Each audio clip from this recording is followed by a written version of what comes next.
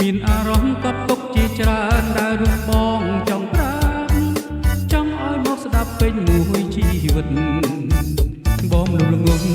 តែងតែលងខ្លួនឯងរាល់ថ្ងៃមិនទទួលស្នេហាថ្មីក្រៅពីវមិត្តមនុស្សពីរនាក់បែកគ្នាហើយមិនឡើយមិនព្រមអងចិត្តស្រមកស្នេហ៍អតីតសួរថាពេលកន្លងមកធ្លាប់នឹកបងម្ដងដែរទេចំណែកបងគឺនឹកមានមេគ្រប់វេលាខំព្យាយាមប្រាប់ខ្លួនឯងថាពួកយើងបែកគ្នាតែបញ្ជាគួរក្បះមិនបានមនុស្សបែកគ្នាអាចមានវេលាជួបវិញទេបើបេះដូងគឺនៅតែស្នេហ៍ភ្លេចមិនបានមានវិធីណាធ្វើឲ្យបងភ្លេចកលយ៉ាងរឿងប៉ុន្មានអាចបីអូនភ្លេចងាយម្ល៉េះ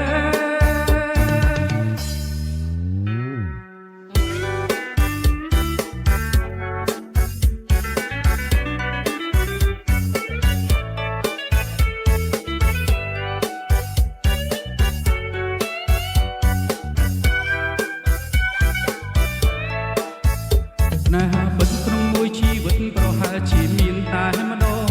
ការចាំចងឲ្យបេះដូងរងការឈឺចាប់មានអារម្មណ៍កប់ទុកជាច្រើនដែលរូបបងចង់ប្រាប់ចង់ឲ្យមកស្ដាប់ពេញមួយជីវិតបងលងង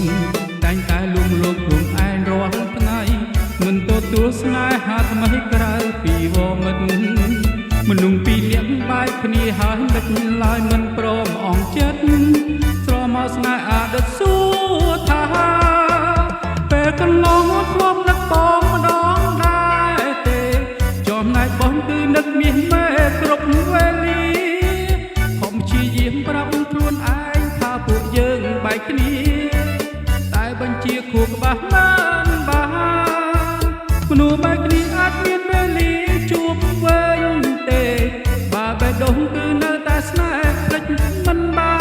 នមានវិធីណាធ្វើឲ្យបងភ្លេចកលយ៉ាងរឿងប៉ុន្មានហេតុបីអូនភ្លេចងាយម្ល៉េះពេលកន្លងមកធ្លាប់នឹកបងម្ដងដែរទេ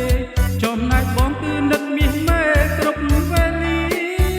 ខំព្យាយាមប្រាប់ខ្លួនឯងថាពួកយើងបែកគ្នាតែបញ្ជាគួរក្បះមិនបាន